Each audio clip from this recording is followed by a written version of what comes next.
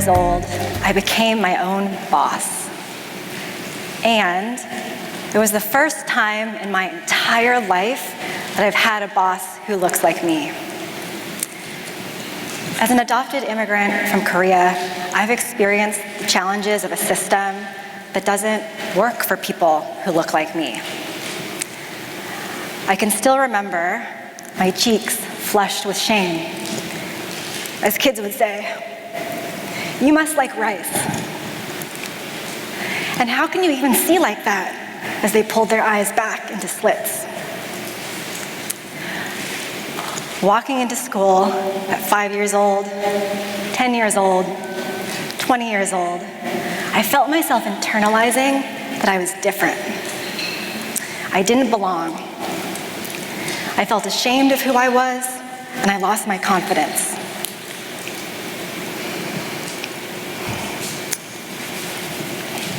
While I didn't have the power to change the facts back then, I did have the power to dream.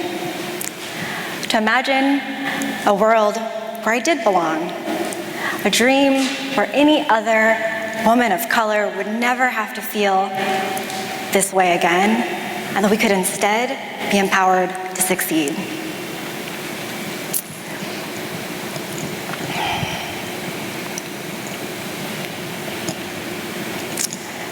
But it's really hard to imagine something if you don't see it in real life.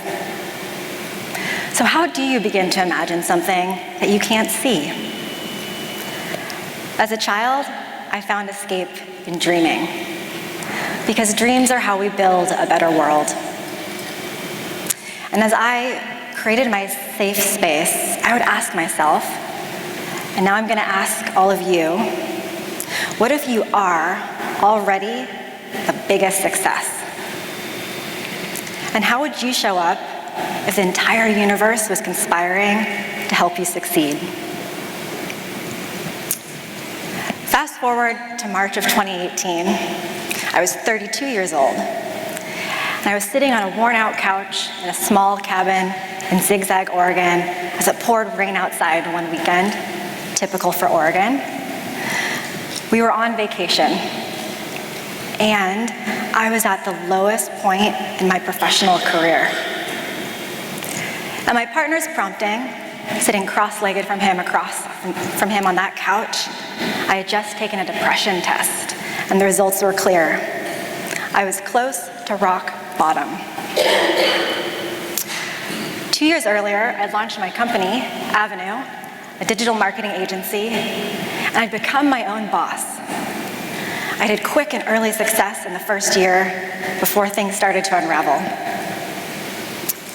My inexperience led to many poor decisions in the beginning, keeping people on when I shouldn't have, taking on the wrong clients, and not understanding our finances well enough to keep the business afloat.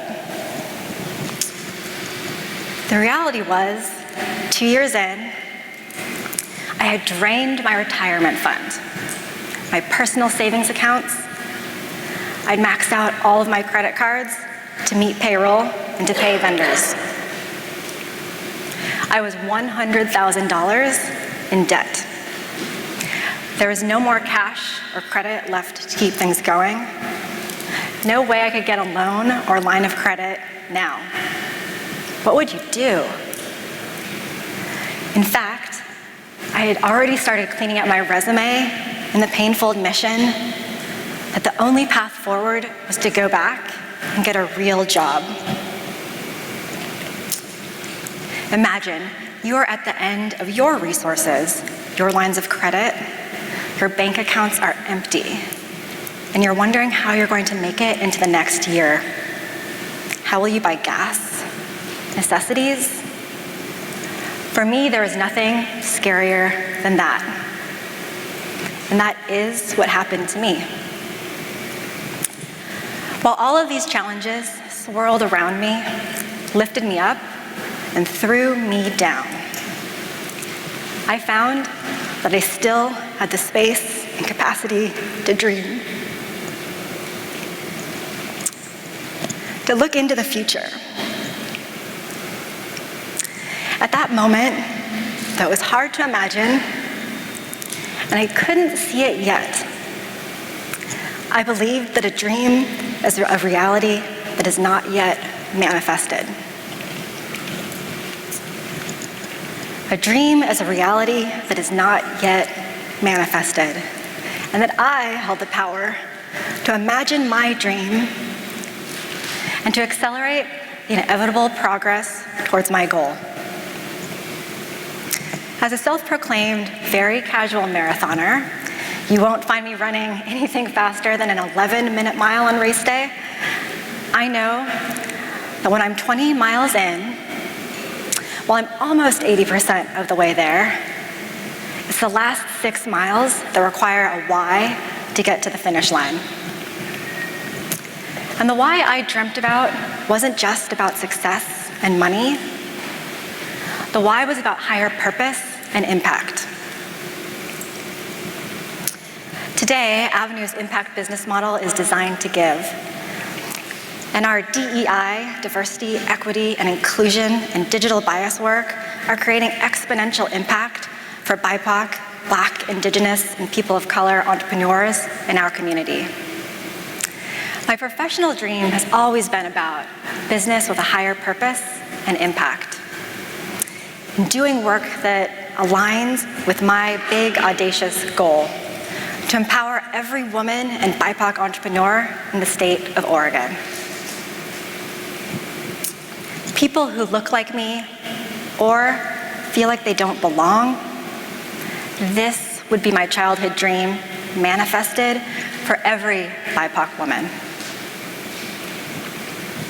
I knew that couch in Zigzag wasn't the end. It couldn't be the end. I knew that I had to figure out a way to search every corner to keep Avenue going for this dream. So, over the next 4 years, I doubled down on doing racially just, inclusive work focused on impacting our local community and employees. To me, the meaning is found in going beyond the DEI education to take action, incorporating the work into the very fabric of how Avenue operates as a business.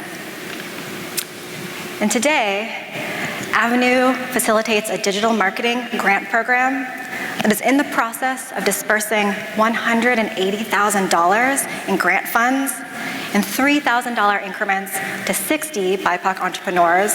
Over 50% of them are women.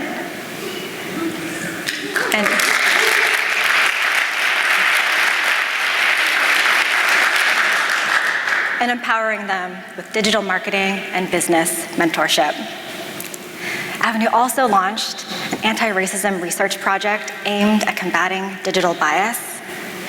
And our quarterly panels are elevating the voices of women and BIPOC entrepreneurs because Avenue is committed to creating a more just digital marketing ecosystem for all. And Avenue continues to cultivate an outstanding culture of empathy, commitment, and inclusion. And all of these things combined garnered us 2 coveted Best for the World awards for our workers and community impact. And my dreams from 2018, they all came true last year.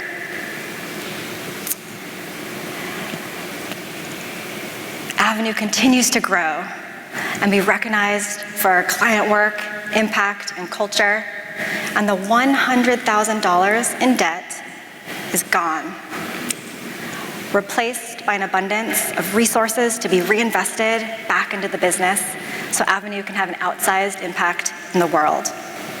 We got here because of a dream. I no longer had a scarcity mindset, and instead I was coming from a place of abundance. I also joined the EO Accelerator program during that time, and it gave me the tools I needed to build a rock-solid foundation for growth and to scale past $1 million in revenue. Shout out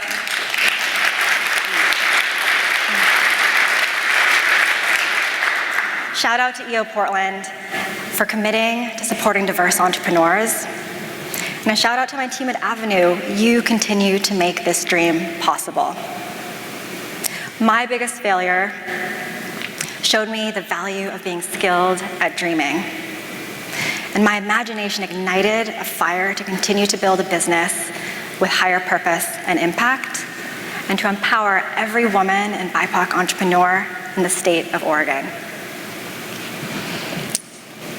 I'd like to bring you all back to the one idea that transformed my childhood, that dreams are how we build a better world. With that dream in mind, will you be an ally to Avenue and every woman and BIPOC entrepreneur in the state of Oregon?